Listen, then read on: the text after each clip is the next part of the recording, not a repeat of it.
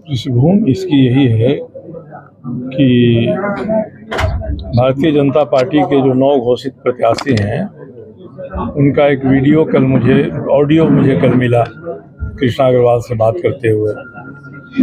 फिर प्रेस से भी खबर मिली कि मेरे बारे में उन्होंने कहा है कि सारा काम कृष्णा अग्रवाल मेरे कहने पर कर रहे हैं। तो मुझे उचित लगा कि मैं धनबाद आकर कृष्णा जी को यह आश्वस्त करूं कि कोई आपको भयभीत करना चाहता है तो मैं आपके साथ खड़ा हूँ। पहले भी प्रिंस खाल के मामले में मैं ही एक व्यक्ति था जो न केवल इनके अनशन में आया, अनशन तोड़वाया, बल्कि मेरे प्रयास से ईडी और सीबीआई आज सारे मामलों की जांच कर रही है।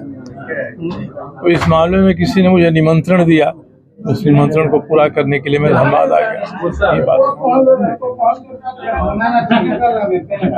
अभी जो टिकट मिला भाजपा प्रत्याशी के, अभी भारतीय जनता पार्टी में काफी दिन रहे, आपको क्या लगता है जो टिकट का वितरण हुआ धनबाद से कितना उचित है? क्योंकि आप तो उस पर पार्टी में अभी ये किसी पार्टी के निर्णय पर जिसमें मैं नहीं हूँ कोई टिप्पणी करना उचित नहीं है। ये तो भारतीय जनता पार्टी के जो कार्यकर्ता हैं, पदाधिकारी हैं, संघ परिवार के लोग हैं, उनको ये बात कहनी चाहिए और पूछनी चाहिए।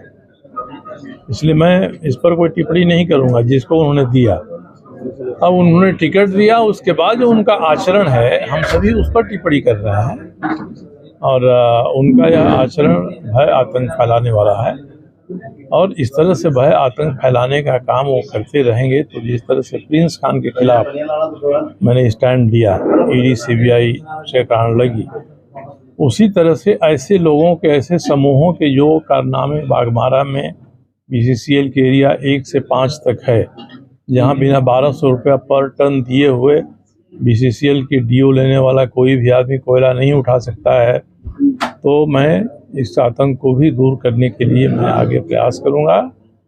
और मैं ईडी से भी, चुनाव आयोग से भी कहूंगा कि ये बाघमारा इलाके में मनी लॉन्ड्रिंग हो रही है, मनी लॉन्ड्रिंग को रोकना आपका काम है।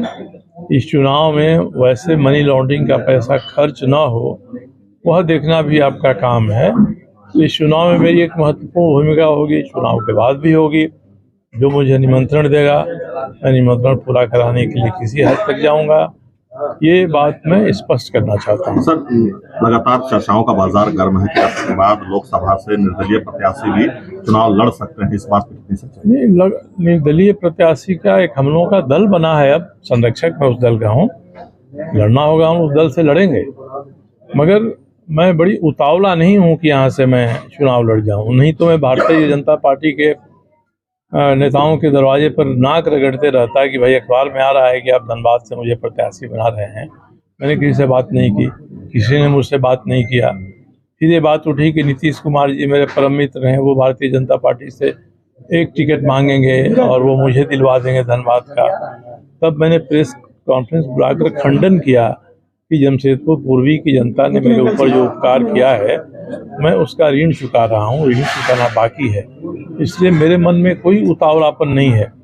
मगर यदि धनबाद की परिस्थिति ऐसी ही बनी रहे, इसी तरह के लोग सामने आते रहे और कोई बिल्ली के गले में घंटी बांधने के लिए तैयार नहीं होगा, तो मैं बिल्ली के गले में घंटी बांधने के लिए तैयार हूँ।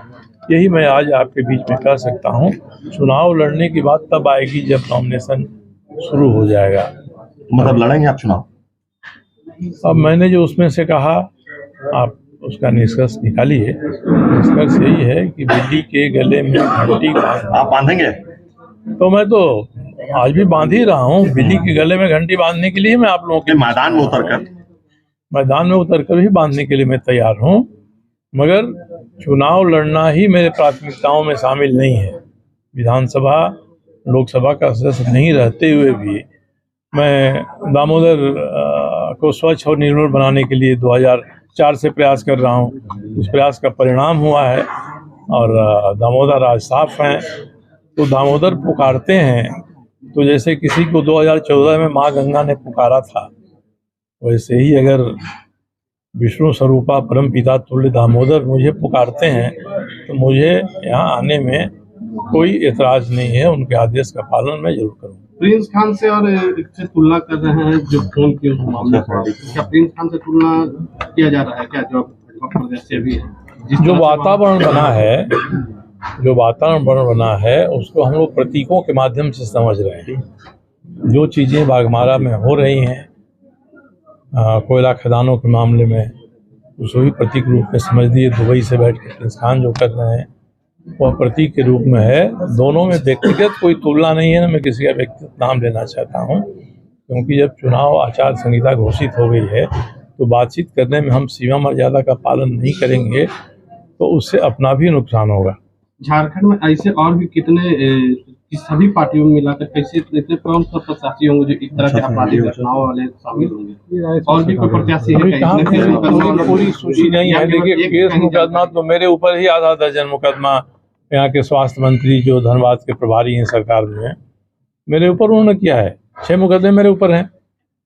तो मुकदमा हो जाना ही केवल अपराधी होने का प्रमाण नहीं होता है। 46 मुकदमे भी भाजपा के प्रत्याशी पर है, जिस तरह से सूचना याद। किसी ने मुझे 49 कहा, और उसमें आय से अधिक संपत्ति का भी मामला है जो हाई कोर्ट में है, जिसके दस्तावेज हैं। तो दस्तावेज जनता के बीच में जाएगी तो जनता इसका फैसला करेगी। और भी ऐसे प्रत्याशी हैं क्या झारखंड में, अन्य पार्टी में ऐसी कोई अब मैंने नजर नहीं डाला है, सबके बारे में सूचना नहीं है। ये सूचना भी मैं धनबाद आया तो मुझे मिली ऐसी